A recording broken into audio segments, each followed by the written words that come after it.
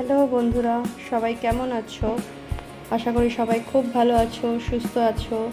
তো আজকে নীলষষ্ঠী, কালকে তোমাদেরকে বলেছিলাম আজকে নীলষষ্ঠী করছি আমি। তো আজকে আমি গেলাম একটুখানি বাজারে, টুকটাক কিছু কেনার আছে পুজোর জিনিস। প্রথমে একটু সাবু কিনবো, তারপর ফল, মিষ্টি, দুধ, দই এইসবই কিনবো, কিনেই পুজো দেবো। তো চলে এসেছি সাবু কিনতে। আমি একাই সাবু খাই, আর তো কেউ সাবু খায় না ঘরে, তাই জন্য অল্প করে একটু সাবু নেব। বেশি নিলে ওয়েস্ট হয়ে যায়, কেউ খাওয়া হয় না, ফালতু করে নষ্ট হয়।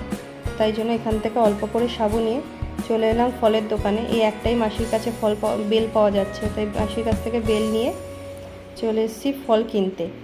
তো এখান থেকে 5 রকম ফল কিনবো। আপেল, কমলা লেবু, কলা, আর আম কিনেছিলাম, কাঁচা আম। তো কিনে চলে এলাম মিষ্টির দোকানে।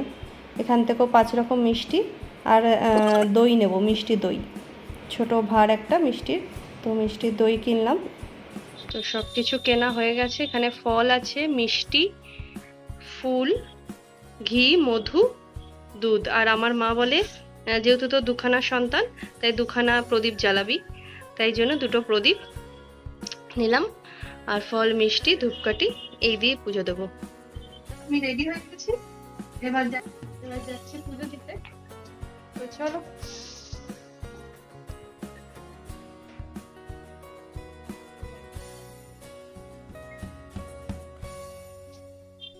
নমস্কার।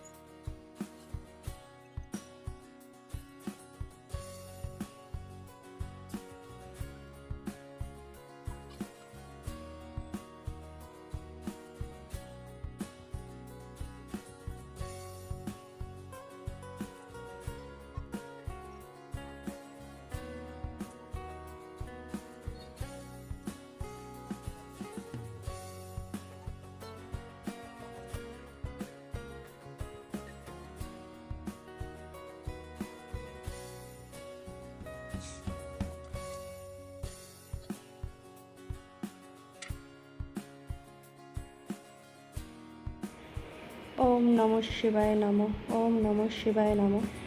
ওম নমঃ শিবায় নমঃ। ওম নমঃ শিবায় নমঃ। ওম নমঃ শিবায় নমঃ। ওম নমঃ শিবায় নমঃ।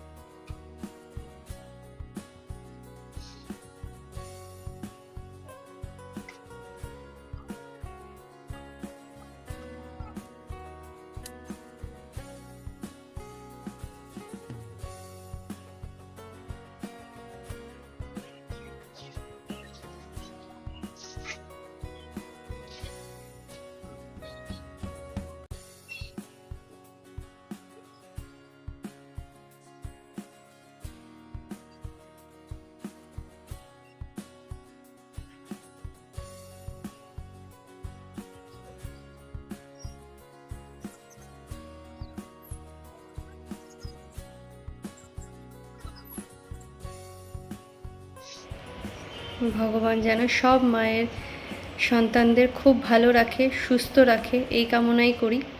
তো আজকের মতন তাহলে আমারও পুজো দেওয়া হয়ে গেল। ভিডিওটাও এখানেই শেষ করছি। সবার কেমন লাগলো জানাবে, আর ভালো লাগলে একটা লাইক, শেয়ার, কমেন্ট করে দেবে। টাটা।